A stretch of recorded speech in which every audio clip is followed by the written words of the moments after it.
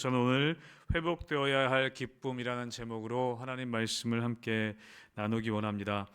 우리가 수요 예배 때 이제 빌립보서의 말씀을 가지고 함께 지난주부터 말씀을 나누게 됩니다.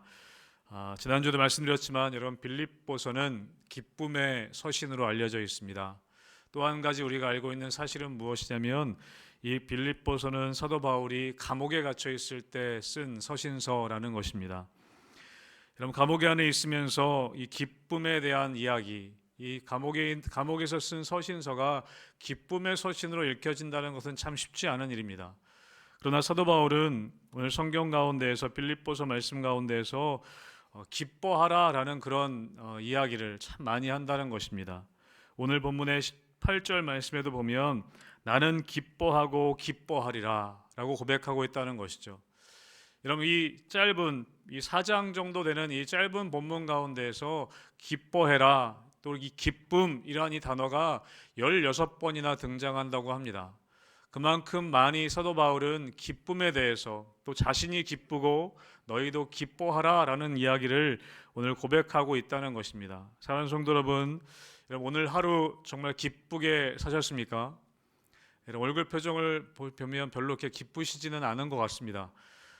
여러분, 주님 안에서 기뻐하게 되시기를 다시 한번 주님의 이름으로 축복합니다. 사도 바울은 감옥에 있으면서도 기뻐했다는 것이죠.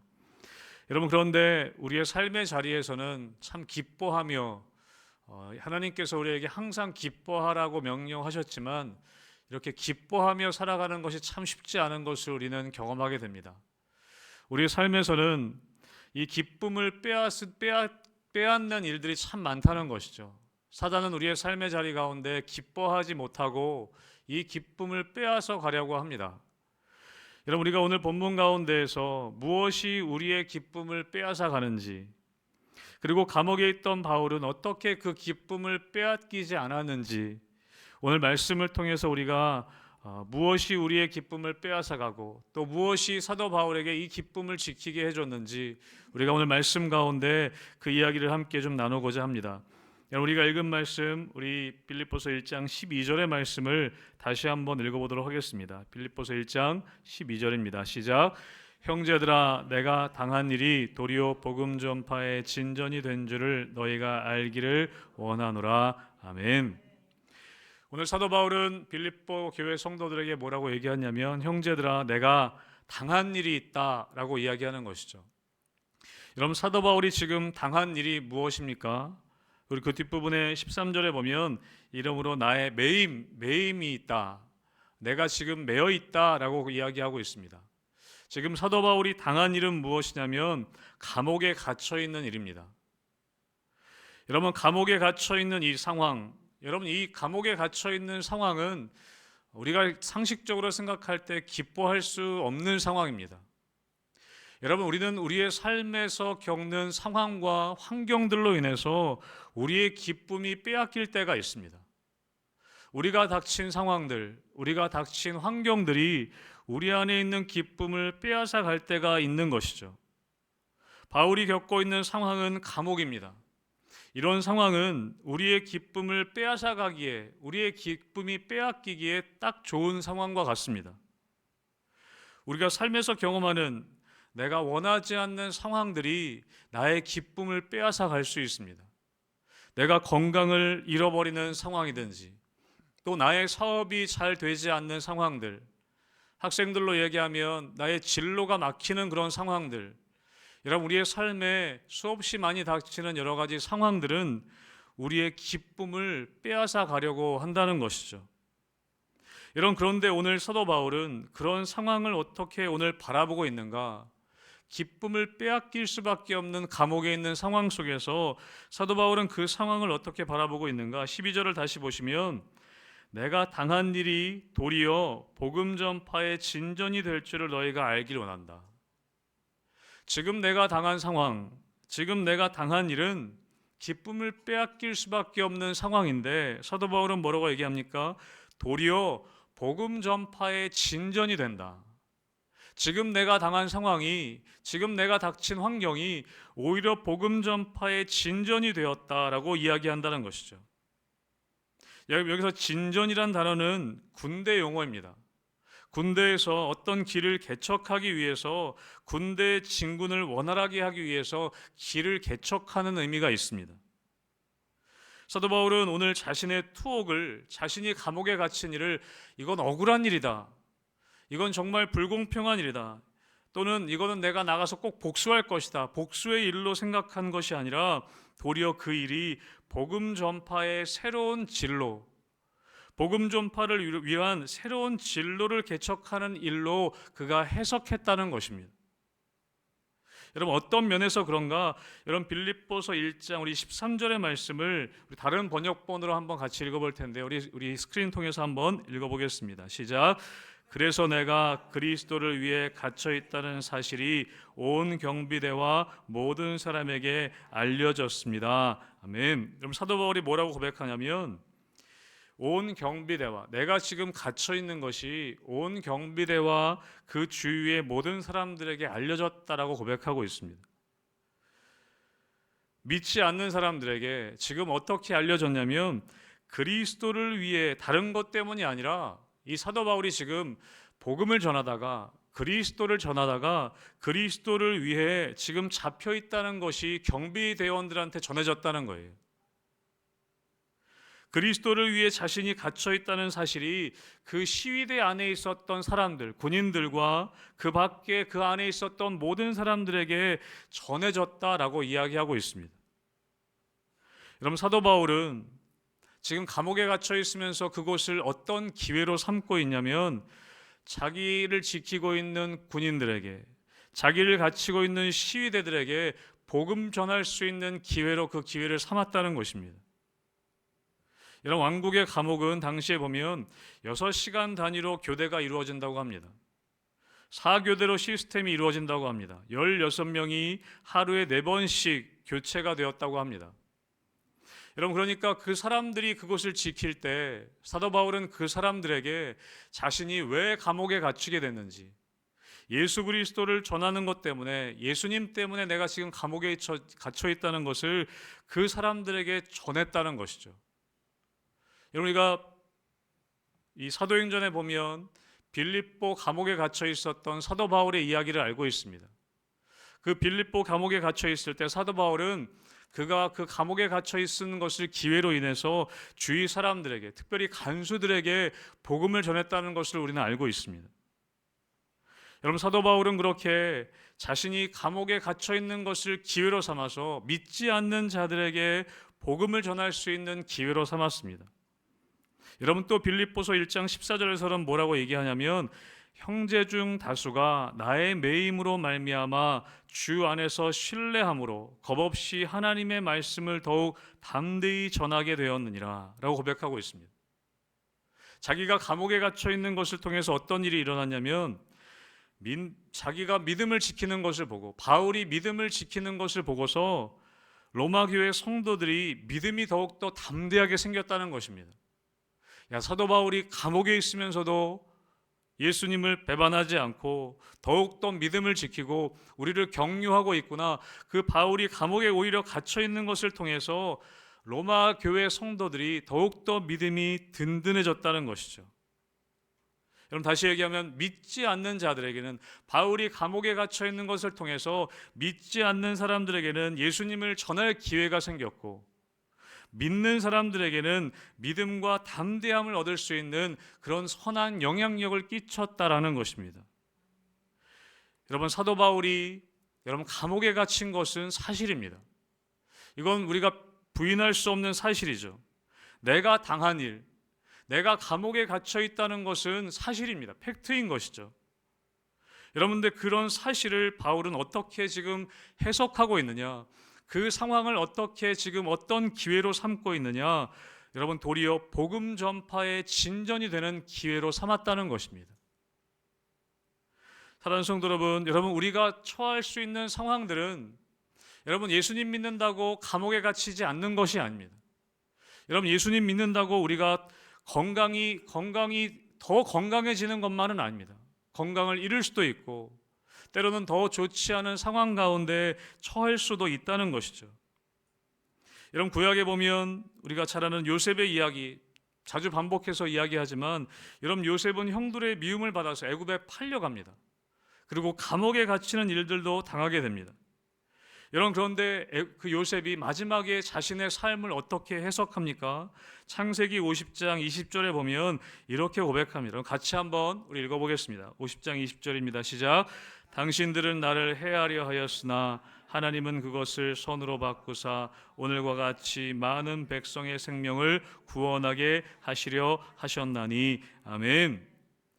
여러분, 오늘 요셉은 자신의 삶을 어떻게 해석합니까? 자기가 애굽에 팔려오고 또 감옥에 갇히고 그런 일들에 대해서 50장 20절에 자신의 삶을 당신들은 나를 해하려고 했지만 하나님께서는 그것을 선으로 바꾸셔서 오늘과 같이 많은 백성의 생명을 구원하게 하셨다. 자신의 삶을 그렇게 고백했다는 것입니다. 형들이 요셉을 해하려고 했던 것은 팩트입니다. 사실입니다. 여러분, 그런데 요셉은 자신의 삶을 어떻게 해석하냐면 하나님께서 오늘과 같이 많은 백성의 생명을 구원하게 하시려고 나를 이곳으로 먼저 보내신 것입니다. 그렇게 자신의 삶을 새롭게 믿음으로 해석했다는 것입니다. 사랑하는 성도 여러분, 우리에게 닥친 삶의 상황들이 있을 수 있습니다. 지금은 막막해 보이는 상황들이 있을 수 있습니다. 지금 내가 처한 환경은 나의 기쁨을 빼앗아 가기에 너무나 쉬운 그런 환경들과 상황일 수 있습니다. 여러분, 그런데 중요한 것은 무엇이냐면 우리에게 닥친 상황을 너무 성급하게 판단하고 해석해서는 안 된다는 것입니다. 건강을 잃었다는 것은 여러분 팩트일 수 있습니다. 여러분, 내가 사업이 지금 잘 안 된다는 것은 사실입니다. 사실일 수 있습니다. 오늘 감옥에 갇혀 있다는 것은 바울에게는 사실입니다. 그러나 여러분, 그 상황을 너무 쉽게 판단해서는 안 된다는 것이죠. 여러분, 눈에 보이는 대로 너무 성급하게 판단하고 해석하게 되면 여러분, 우리는 기쁨을 잃어버리게 된다는 것입니다. 여러분, 사도 바울은 그러나 그 자신의 처한 상황을 쉽게 판단하지 않고 하나님 안에서 다시 해석하려고 했습니다. 그럴 때 어떻게 해석했습니까? 믿지 않는 주위에 있는 사람들에게는 복음을 전할 수 있는 기회가 되었고, 또 믿고 있던 믿음이 있었던 로마의 교회 사람들에게는 오히려 그것이, 사도 바울이 감옥에 갇혀 있는 것이 그들의 믿음을 굳건하게 해줄 수 있는 오히려 기회가 되었다는 것이죠. 사랑하는 성도 여러분, 지금 여러분의 상황이 기쁨을 빼앗길 수 있는 상황에 처해 계실 수도 있습니다. 건강이 좋지 않든지, 때로는 사업이 되지 않는다든지, 또는 삶에 여러 가지 문제가 있다든지, 그러나 여러분, 그 환경과 상황 가운데에서도 여러분 너무 쉽게, 너무 성급하게 그 상황을 판단하시지 말고 여러분 믿음으로 해석할 수 있게 되시기를 주님의 이름으로 축복합니다. 믿음으로 판단하는 것이 중요하다는 것이죠. 하나님이 왜 지금 이 상황을 나에게 허락하셨는가? 하나님께서 왜 지금 이 상황을 나에게 허락하셨는가? 여러분, 그것을 믿음으로 해석하고 믿음으로 판단해 나갈 때에 여러분, 오히려 그것이 나에게 하나님이 주신 기회가 될 수 있다는 것입니다. 여러분, 오늘 사도 바울은 그 상황을 믿음으로 해석하고 믿음으로 판단하고 나아갔을 때 여러분, 그는 그 마음에 있는 기쁨을 빼앗기지 않을 수 있었습니다. 여러분, 또 한 가지, 여러분, 우리는 무엇 때문에 우리의 마음의 기쁨을 빼앗기게 되는가? 여러분, 오늘 빌립보서 1장 15절부터 17절까지에 보면 이렇게 기록되어져 있습니다. 같이 함께 천천히 한번 읽어보겠습니다. 15절부터 17절입니다. 시작. 어떤 이들은 투기와 분쟁으로, 어떤 이들은 착한 뜻으로 그리스도를 전파하나니 이들은 내가 복음을 변증하기 위하여 세우심 받은 줄을 알고 사랑으로 하나 그들은 나의 매임에 괴로움을 더하게 할 줄로 생각하여 순수하지 못하게 다툼으로 그리스도를 전파하느니라. 아멘. 여러분, 오늘 16절에 보면 이들은 이라고 시작하고 있습니다. 이들이라고 하는 무리들이 기록되어져 있고 17절에 보시면 그들은 이라고 합니다. 그들이라고 하는 사람들이 있다는 것이죠. 여러분, 여기서 이야기하는 이들은 누구냐면 바울을 따르고 바울을 적극적으로 돕는 사람들입니다. 그런데 17절에 나오는 그들은 누구냐면 바울을 이해하지 못하고 바울을 괴롭히는 사람들입니다. 그리고 오히려 바울이 감옥에 있는 것을 기뻐했던 사람들입니다.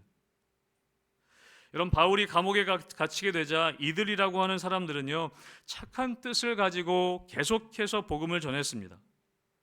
그런데 17절에 보면 그들이라고 하는 사람들은 어떤 사람이냐면 투기와 분쟁이라는 동기를 가지고 시기와 경쟁심을 가지고 오히려 바울이 감옥에 갇혀 있는 것을 고소해하면서 자신의 영역을 넓혀가기 위해 순수하지 못한 마음으로 그리스도를 전했다라고 기록되어져 있습니다. 17절에 보시면 순수하지 못하게 다툼으로 그리스도를 전파했다. 여러분, 우리가 살아가는 삶의 자리 가운데는 나의 편이 되어서 나를 이해해주고 나를 응원해주는 이들 같은 사람들이 있습니다. 여러분, 그런데 한편으로는 나를 시기하고 나를 힘들게 하는 그들 같은 사람들도 있습니다. 여러분, 그런데 우리가 또 생활하다 보면요, 그런 이들이 그들이 되기도 하고요, 그들이 또 이들이 되기도 합니다. 나를 응원했던 사람이 나를 시기하고 나를 어렵게 하는 사람이 되기도 하고, 나를 또 어렵게 했던 사람이 나를 위해주는 사람이 되기도 합니다. 여러분, 그것이 우리의 인간관계인 것 같습니다. 나를 정말 위해줄 것 같았던 사람들이 나를 어렵게 하는 사람이 되기도 하고, 나를 마냥 어렵게만 할 것 같은 사람들이 나를 또 돕는 사람들이 되기도 한다는 것이죠. 여러분, 우리 주위에는 늘 이런 인간관계 속에 우리가 살아갑니다. 여러분, 그런데 여기서 얘기하는 그들, 바울을 어렵게 했던 그들은 예수를 믿지 않는 사람들이 아니었습니다. 함께 복음을 전하는 동지들이었습니다. 그런데 그들이 바울을 이해하지 못하고 시기하고 자신을 괴롭게 했다는 것이죠. 여러분, 우리는 어디 가나 여러분, 우리의 삶에서는 나를 힘들게 하는 사람이 꼭 있습니다. 여러분, 어디 가나 있습니다. 여러분, 가정에서도 조차 그렇지 않습니까? 여러분, 내가 가는 공동체마다 나를 힘들게 하는 사람이 꼭 있습니다. 없으면 여러분이 그런 사람일 가능성이 많습니다. 여러분이 누군가를 또 힘들게 할 수도 있다는 것이죠. 여러분, 군대 가면 남자분들 군대가 주일날도 군대 얘기했는데 죄송합니다. 군대 얘기를 자꾸 해서 여러분, 군대 가면 나를 힘들게 하는 사람 꼭 한 명이 있습니다. 나를 힘들게 하는 고참이 꼭 한 명이 있습니다. 정말 나를 죽도록 귀찮게 하고 나를 힘들게 하는 사람이 있습니다. 저도 그랬습니다. 군대 갔는데 그렇게 교회 못 가게 하고 교회 못 가게 하도록 괴롭히는 고참이 한 명 있었습니다. 예전에도 한번 말씀드렸죠. 밤에 꼭 불러냅니다. 자기 보초소로 가면 꼭 불러내서 잠 못 자게 합니다. 잠 못 자게 하고 괴롭히는 고참이 한 명 있었습니다. 여러분, 우리가 환경의 위기보다 때로는 더 어렵고 복잡한 것이 무엇이냐면 여러분, 인간관계입니다. 여러분, 사람들과의 관계 속에서 우리는 기쁨을 빼앗길 때가 있습니다. 여러분, 오늘 사도 바울은 감옥 안에 있었지만 자기를 위하는 많은 사람들이 있었을 뿐만 아니라 자기를 시기하고 질투하여서 오늘 순수하지 못하게 다툼으로 그리스도를 전하는 사람들이 있었다라고 이야기합니다. 여러분, 우리는 사람들과의 관계 속에서 기쁨을 잃어버리게 됩니다. 사람들과의 관계 속에서 우리는 어려움을 당하게 되는 것이죠. 여러분, 그런데 오늘 바울은 무엇이라고 고백합니까? 여러분, 우리 18절의 말씀을 같이 한번 다시 읽어보겠습니다. 18절 말씀 같이 읽습니다. 시작. 그러면 무엇이냐? 거칠애로 하나 참으로 하나 무슨 방도로 하든지 전파되는 것은 그리스도니 이로써 나는 기뻐하고 또한 기뻐하리라. 아멘. 여러분, 사도 바울 오늘 뭐라고 고백합니까? 나를 위하는 사람도 있고 나를 힘들게 하려고 그렇게 하는 사람들도 있는데, 그런데 사도 바울은 뭐라고 얘기합니까? 그러면 무엇이냐? 거칠애로 하나 참으로 하나 무슨 방도로 하든지 전파되는 것은 그리스도니 이것 때문에 나는 기뻐한다. 여러분, 사람들과의 관계 속에서 사도 바울은 내가 더 높아지려고 하는 경쟁심 가운데 있지 않았습니다. 여러분, 우리가 고난당할 때 여러분, 고난당하는 자체도 힘들 수 있지만 여러분, 더 힘든 건 무엇이냐면요, 나는 고난당하는데 저 사람은 잘 된다는 겁니다. 여러분, 그럴 때가 더 배 아프지 않습니까? 여러분, 다 똑같이 고난당하면 괜찮은데 나는 고난당하는데 저 사람은 멀쩡하다는 거예요. 저 사람은 오히려 잘 된다는 것이죠. 여러분, 시험을 볼 때도 마찬가지입니다. 여러분, 다 빵점 맞으면 괜찮습니다. 여러분, 그런데 나는 빵점 맞았는데 저 사람은 100점 맞았을 때 그게 배 아픈 것이죠. 여러분, 똑같죠. 다 100점 맞으면 거기까지 하겠습니다. 네.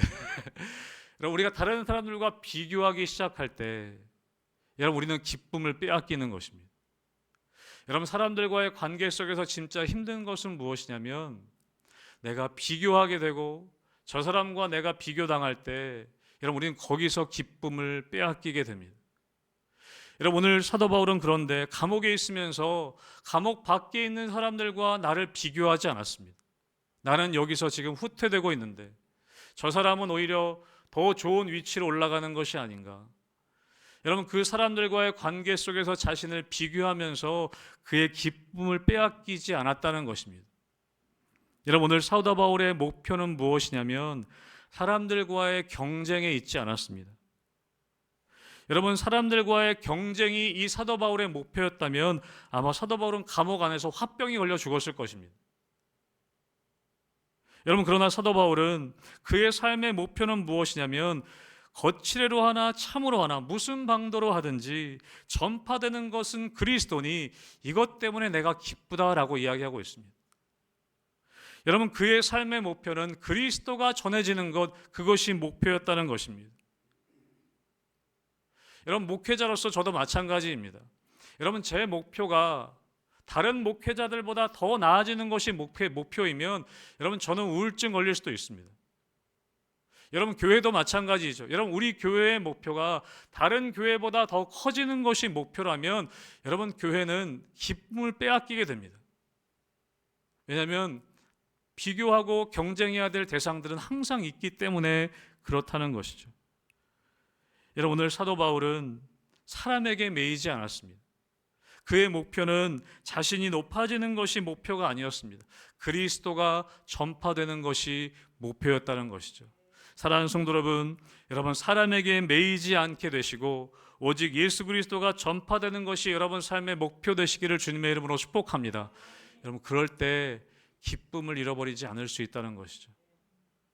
여러분, 또 무엇이 우리의 기쁨을 빼앗아 갈 수 있는가? 여러분, 우리 21절의 말씀 우리 같이 함께 읽어보겠습니다. 21절 같이 읽습니다. 시작.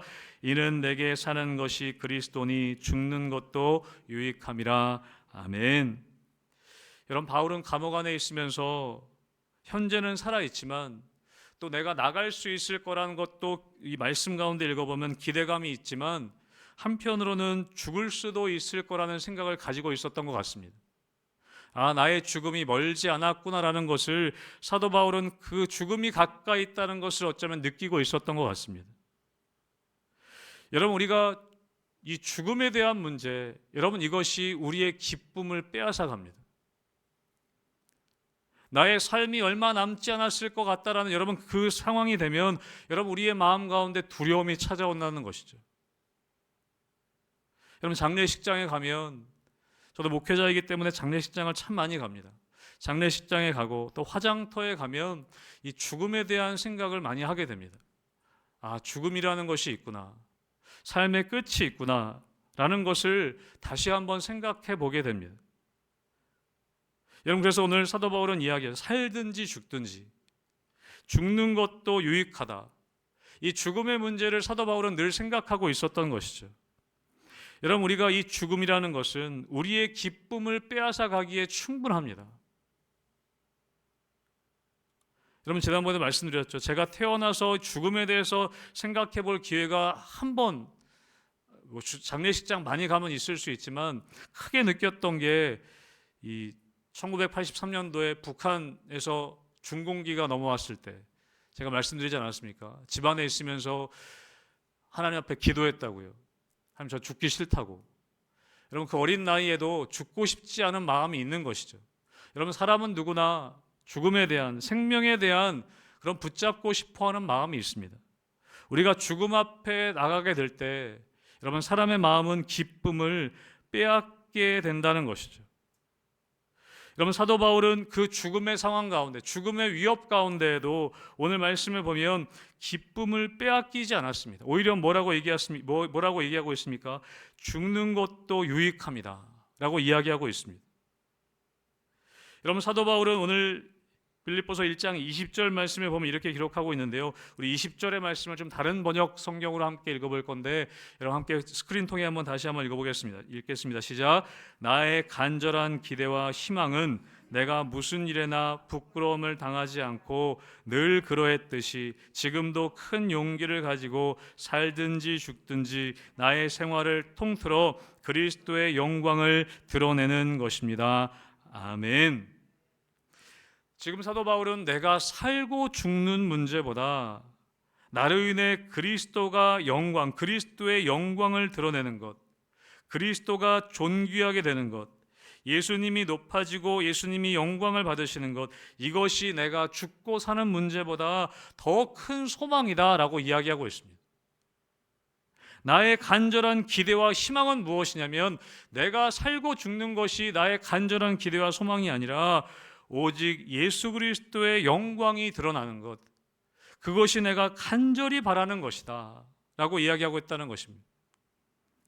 여러분, 여기서 간절히 바라다라는, 여기서 이 헬라어는 어떤 의미로 쓰였냐면 목을 빼고 앞을 바라본다라는 의미가 있다고 합니다.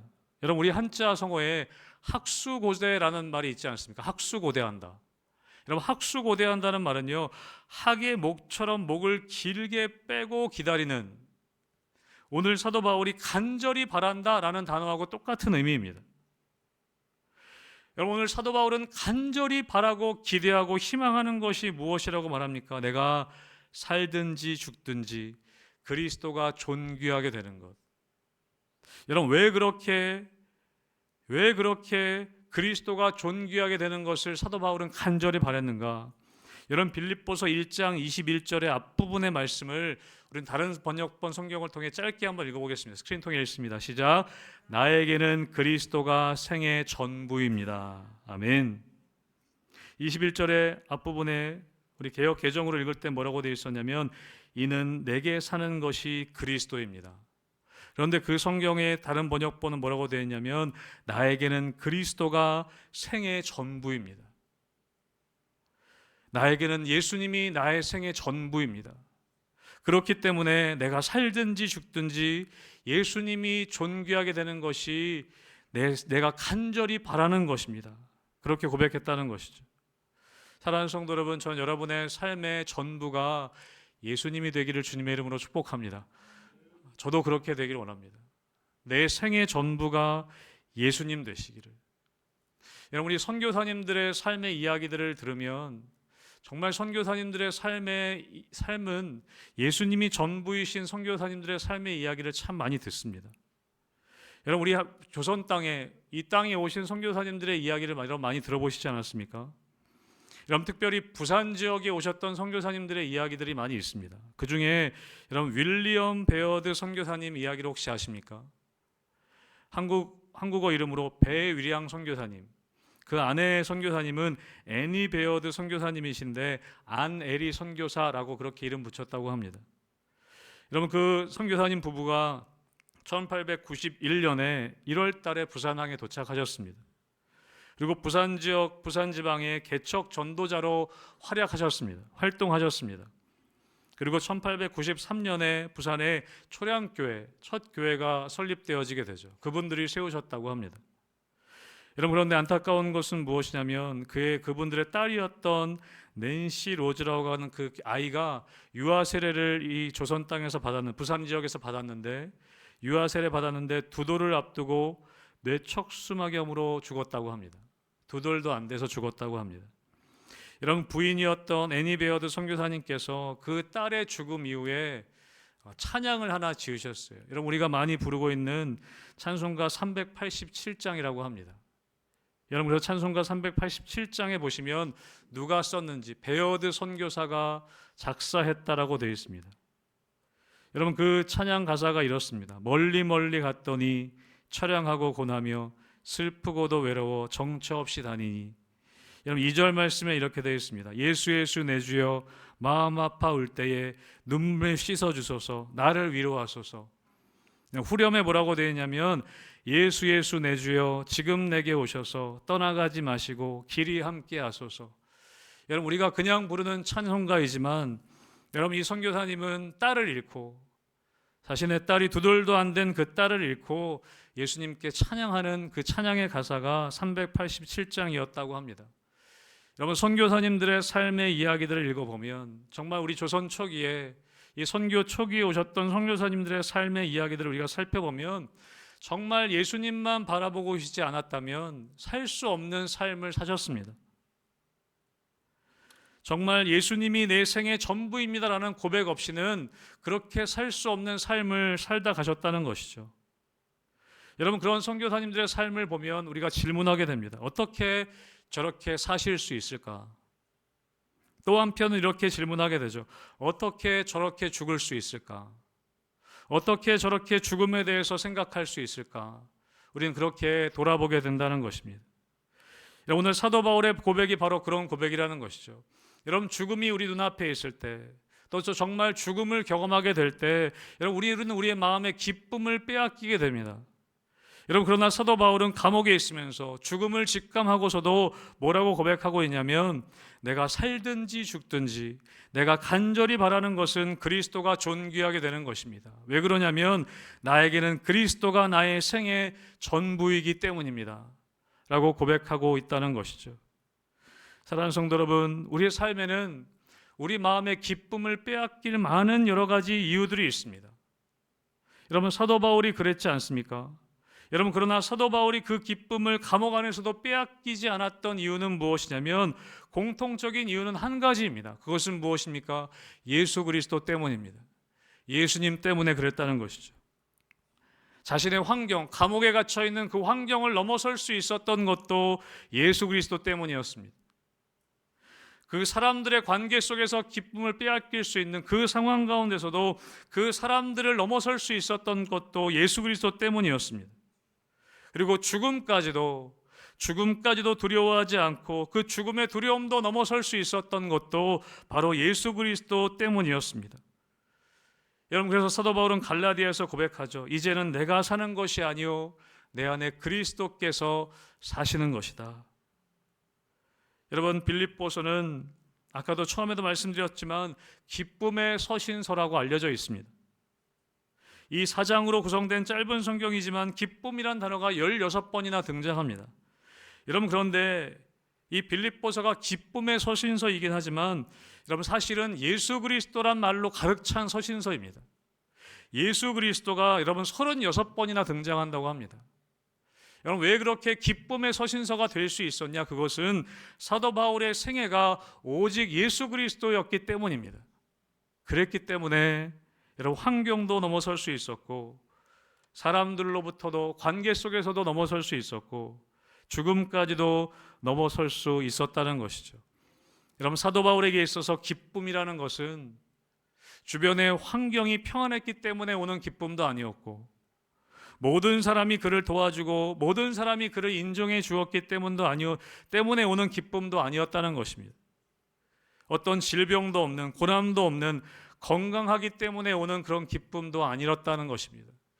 오직 사도 바울이 감옥에 있으면서도 기뻐할 수 있었던 이유는 단 한 가지 이유, 예수 그리스도 때문이었다는 것이죠.